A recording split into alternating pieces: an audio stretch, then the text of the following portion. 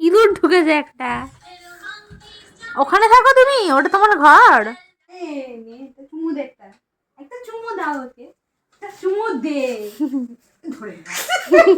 এই যে মন খোলা হাসি আর অনেক দিন বাদে দেখা হওয়ার একটা আনন্দে আমরা দুই বন্ধু অনেক দিন বাদে ওর সাথে দেখা করতে গেলাম। হ্যাঁ, ওর বিয়ে হয়ে গেছে আর ওর একটা ছোট্ট বারবি ডলের মতো পুচকি মেয়ে আছে।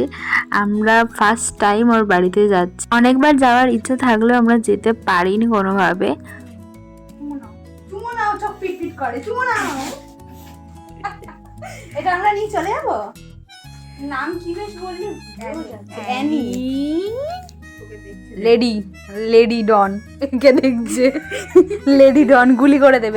ছাদে ঘুরছিলাম, দেখলাম একটা ফুল ফুটেছে, কি ফুল আমি জানি না। তারপরে আসল কাজে এলাম, সেটা হচ্ছে খেতে, যার জন্য গেছিলাম। প্রথমের দিকে তো গুটি সুটি মেরেছিল, ভয় ভয় পাচ্ছিল আমাদেরকে দেখে, কারণ আমরা ফার্স্ট টাইম ওদের বাড়িতে গেছি, ও এর আগে আমাদেরকে দেখেনি। ইঁদুর ঢুকেছে, ইঁদুর ঢুকেছে, ইঁদুর ঢুকেছে একটা। সন্ধ্যাবেলাতে ওদের বাড়ি থেকে বেরিয়ে বাড়ি আসবো বলে, কিন্তু আমার আর বাড়ি আসতে ইচ্ছা করে না। জীবনে খুব ফুর্তি, আবার ঘুরতে বেরোচ্ছি আরেকজনকে পাকড়াও করে। তো ও আর আমি আবার বাসে করে যাচ্ছি আরেক জায়গায় ঘুরতে। ঘোরা আর ঘোরা, জীবনে ছুটি পেলে ঘুরতেই থাকি, সারাদিন ঘুরবো, টই টই করে ঘুরবো। এই সুন্দরী বেশি সেজে এসছে। আমাদের সারাক্ষণ দেখা হলেই শুধু খাওয়া আর ঘোরা আর গল্প, এই ছাড়া কোনো কাজ নেই। আরও অনেক কিছু খেয়েছিলাম, কিন্তু সেটার ভিডিও করা আর হয়নি।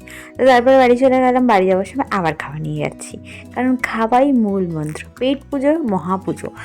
তারপরে গিয়ে মাকে দিয়ে দিলাম, মাকে বললাম তুমিও একটু পেট পুজো করে নাও। এভাবেই সারাদিন ঘুরে আর জীবনের সুখ দুঃখের পেট ভর্তি গল্প করে আমার দিনটা কাটলো।